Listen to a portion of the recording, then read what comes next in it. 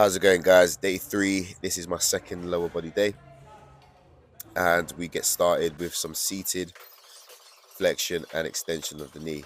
Now, I've always said before, when we look at lifting, especially over X amount of time, when you're going heavier, we can get very kind of stiff and restricted to only just flexion and extension.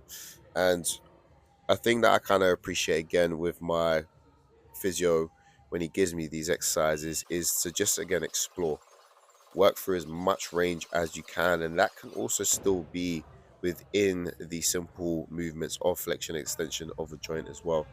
Sometimes when people have injuries or they have any restrictions, they always assume that things are tight, but understanding the awareness that you have in and around the joint is just as important when it comes to staying injury free and maintaining that ability to access as much range within that joint is just as important as it would be just to think about doing static stretches and things of that nature. So now we go into some rotations. Again, as you know, my physio is big in rotations, and I've been definitely benefiting from them a lot. So this is something that I've been doing at the knee. Again, just trying to access as much range as I can, as well as just building up that awareness around my knee joint in itself.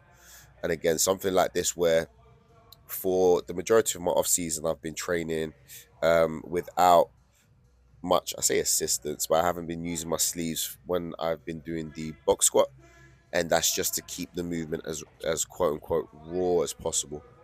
So I really want to try and build a very strong base or build off a very strong base. So then once I start reintroducing these things back into my training, especially as this is how I train in competition, I know for a fact I'm going to feel a lot more stronger. And the carryover is, it has been so impactful. Like I just feel so much more stronger. But even little things like going up the stairs, especially after I had my knee injury that I was going into in the European competition, I feel a lot more stronger now going up the stairs. I don't feel that imbalance within my left side to my right side. So all these things are there not only just to keep you injury free, but also just to build that confidence and build off. Like at the end of the day, you can't always just think that you're only doing rehab to not be injured or to overcome an injury. Like rehabilitation is part of getting stronger, is part of a process to build back better. And now we start off with or rather, this is going to be my second set. This was my last set of the box squat. I was doing 100 kilos here. I'd have liked to go a little bit heavier, but again, as I'm currently recovering from this little cold, I just felt slightly dizzy after the first set. To be honest, I thought, you know what, let me just do it again. And if I feel like I could have done more, then I would happily just leave it as that. So you can see there, textbook form, 100 kilos, 12 reps, nice and easy. Kept the same energy for the RDLs. Again, just thought, you know what, let me not go too crazy. Just really focus on form.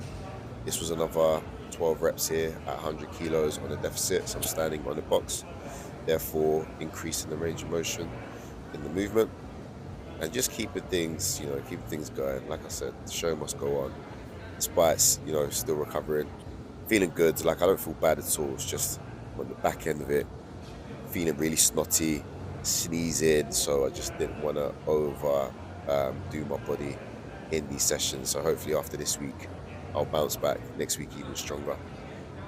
And as always, guys, thank you very much for watching. That's day three. Stay tuned for day four. Like, share, subscribe.